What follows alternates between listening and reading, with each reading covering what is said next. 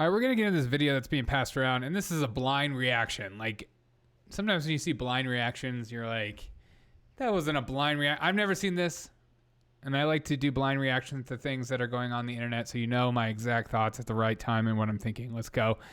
But apparently this is a Chinese woman speaking on behalf of what's going on with CRT in our public school systems. Let's hear what she has to say. I've been very alarmed about what's going on, training our social. And she's right. They're training children to become social justice warriors. That is a huge push in our schools. Many have said that that's a good thing. The idea, I don't know why I feel like I need to say this almost on every podcast, is that a lot of liberal ideas come from good places. Like, it's a good idea. It feels good. Being a social justice warrior, going out for causes and speaking up for those who can't speak for themselves. These should sound like good things. Should sound like things that we should support. So when you say that you're against it, people that don't know what it's about get angry, because how could you be against social justice? How could you be against that? What are you, a big racist?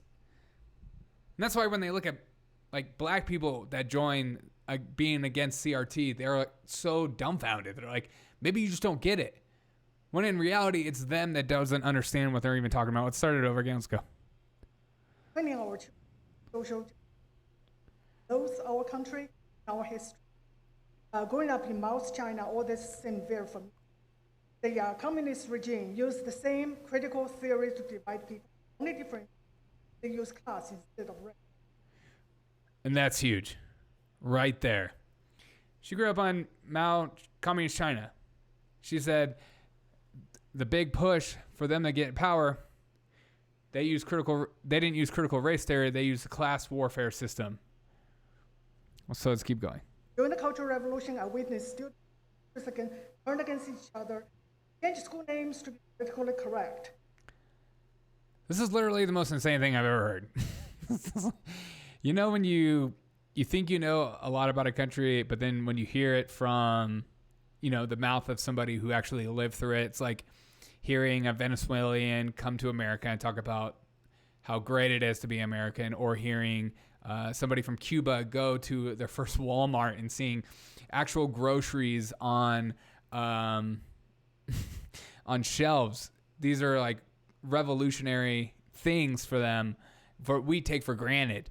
So to hear stuff like this coming out of somebody who lived through Mao Zedong, lived in China, and talked about how they changed school names, that they changed it to a class warfare system. They want, and that's what I've always said, is liberals want the two-class system. They want us to fight each other. They want us to not unify. They pretend like they're all about unity when in reality they're about dividing and conquering. They want us to be fighting amongst each other more than realizing what they're actually doing with the money that you give them.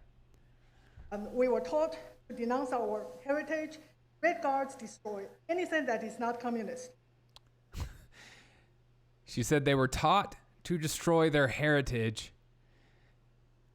and their history. I mean, it's literally out of the same book. And it's, again, we've been saying this over and over again, but I think people that struggle with hearing somebody like myself, a white conservative person talking, they want to push it aside, but you can't listen to this and listen to the pain and anger of this woman who lived through it already and moved here to get away from it. You can't dismiss it. And that's why I love stuff like this, why it's so powerful. Both statues, books, and anything else. Statues and books. We are also encouraged to report on each other, just like they were encouraged to report on each other. We saw that all throughout the pandemic.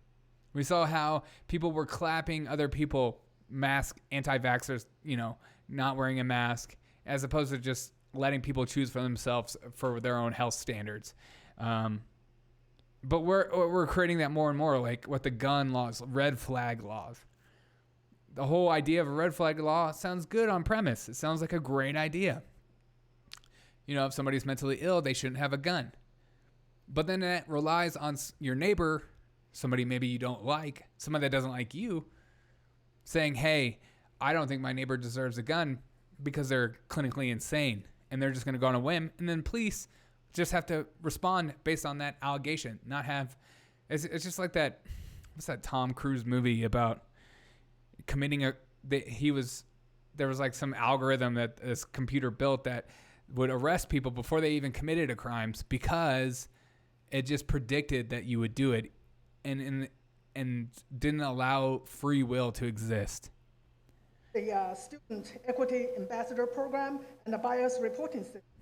This is indeed the American version of the Chinese the Chinese Cultural Revolution. Yes. The critical race theory has its roots in cultural Marxism. It should have no place in our school. This woman is an incredible human being, and she should be praised. And she should be given a platform on whatever network that she does that will have her. I would love to have her on my show. I don't know what kind of technology she is okay with or into, but golly, what an incredibly passionate human being that deserves all the praise, that went through crap, came to here to get away from it, and is seeing it slowly creep up and seeing it completely take over. If you guys aren't paying attention and you're not ready to fight back on critical race theory, as Obama said in his interview just not too long ago with CNN, critical race theory, it's just about saying like we have some bad stuff in our past. It's just about pointing out slavery. It's just about pointing out this. It's not just that. This is what happens when you have a culture and a society of people that actually don't read bills. They don't read ideologies. They don't know things like, you're against Black Lives Matter? Why would you be against that? Because you're racist? No, because I went to the website and I saw that they were promoting. And the first thing on the list was destroying the nuclear family. And I see that as a detriment to society. I see that as making people poor the rest of their lives. I see that as not making generational wealth, also not progressing as a society. The first thing that you know of when a culture, a society, empires fail is when there's no longer families. There's not next generation. There's not, stability in the homes. The kids are unstable because there's only one parent system. There's so many things that come under what Black Lives Matter are promoting. I could go forever on their list of things. And not only that, you see the leaders, as soon as they're done with Black Lives Matter, they'll come out multimillionaires. And they're in and they're out. They don't believe what they're saying. Oh, I'm just buying all these houses because I have to. My mom's sick. Yeah, I wish I was that rich that I could just buy my mom multiple houses because I have to. God. Seeing stuff like this, again, this video should be pushed around everywhere. You should tell everyone about it. You should share this video of this lady speaking nonstop facts with literally everyone because she's an incredible human being. She deserves all the praise, and I'm so proud of her being American and being in this country and standing up and making a difference and seeing when injustices, true injustice, true social justice needs to be said. She's saying it because this is what real social justice looks like, and I hope to see more people like her because it's easy. I won't say it's easy coming from me, but it's easy to dismiss someone like me in today's culture, a white male and his white privilege, than it is to dismiss somebody like this. And good luck with that, and stop the anti-Asian hate. Bye.